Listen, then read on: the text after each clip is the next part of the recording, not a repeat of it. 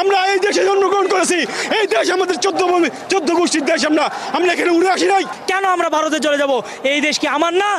আমরা বাঙালি জেগে উঠেছি, আমরা হিন্দু জেগে উঠেছি। যেই মন্দির ভাঙতে আসবে তাকে একবারে ভেঙে গুড়ে চুরিয়ে দিবেন। আমরা চাই আমাদের সংখ্যালঘু একটি কমিশন গঠন করা হোক এবং এই সংখ্যালঘুর উপর যেই নির্যাতন হচ্ছে সারা দেশব্যাপী সেটার তীব্র প্রতিবাদ হোক এবং যারা এই সংখ্যালঘু নির্যাতনের সাথে জড়িত প্রত্যেককে খুঁজে বের করে আইনের আওতায় শাস্তি দেওয়া হোক।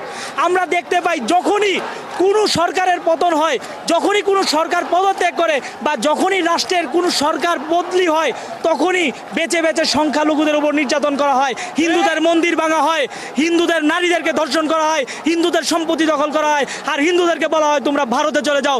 কেন আমরা ভারতে চলে যাব? এই দেশ কি আমার না? আজকে আমি একজনকে দেখেছি তার পুঙ্গ সন্তানকে নিয়ে এই প্রতিবাদে আসতে আর বলেছে বাবারে আমরা হিন্দুরা কি আমার সন্তানের মতো পুঙ্গ হয়ে গেল?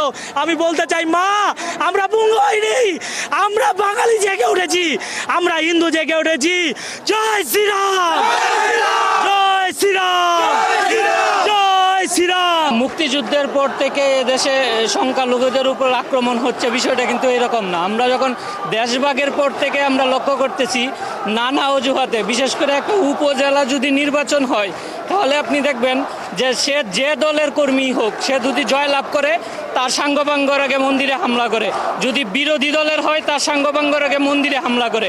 এমনকি আপনি দেখবেন সরকার পরিবর্তন হইলেও সে গিয়ে মন্দিরে হামলা করতেছে এবং মন্দিরে হামলা করার সময় আমাদের সংখ্যালঘুদের ধর্মের বাইরে সকল যারা আছে বিরোধী অপশক্তি তারা প্রত্যেকেই মন্দিরে হামলা করে তাদের প্রতিশোধ নেওয়ার চেষ্টা করে এবং দেশটাকে একটা অস্থিতিশীল পরিবেশের মধ্যে নিয়ে যেতে চায়। আমি প্রত্যেক হিন্দু ভাই বোনদেরকে বলবো যে আপনারা প্রত্যেক মন্দির থেকে 100 জন করে কমিটি গঠন করেন এবং এটা আস্তে আস্তে 200, 300, 500-তে নিয়ে যান। প্রত্যেকটা ঘটনার পরে আপনারা মন্দিরে দাঁড়িয়ে যাবেন, যে কোনো পরিস্থিতিতে লাঠি সুটা নিয়ে পাহারা দিবেন। যেই মন্দির ভাঙতে আসবে তাকে একবারে ভেঙে গুড়ে চুরিয়ে দিবেন। এতে যদি মৃত্যু হয় তাও আপনার জন্য মঙ্গলকর। আমি প্রত্যেক হিন্দু ভাই বোনকে বলবো পূজার আগেই আপনারা প্রত্যেকেই প্রত্যেকটা মন্দিরে 100 জনের কমিটি গঠন করবেন। সর্বপ্রথম সেটা হিন্দুদের ক্ষমতায় হবে। কোনো দলে এই হিন্দু যাবে না, কোনো দলে হিন্দুদের যেতে হবে, কিন্তু এই হিন্দুদেরকে নির্দিষ্ট পরিমাণে একটা আসন দিতে হবে।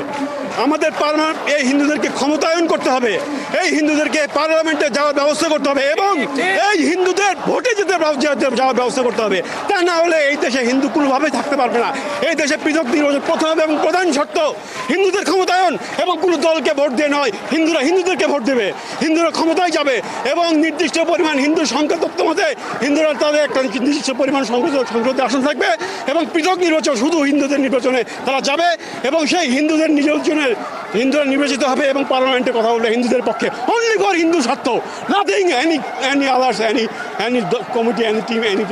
আমরা এই দেশ কারো পাবেন না, এই দেশ কারো কারো স্বামীর না, এই দেশ হিন্দুর। আমরা এই দেশে জন্মগ্রহণ করেছি, এই দেশ আমাদের 14 গোষ্ঠীর দেশ। আমরা এখানে উড়ে আসি নাই।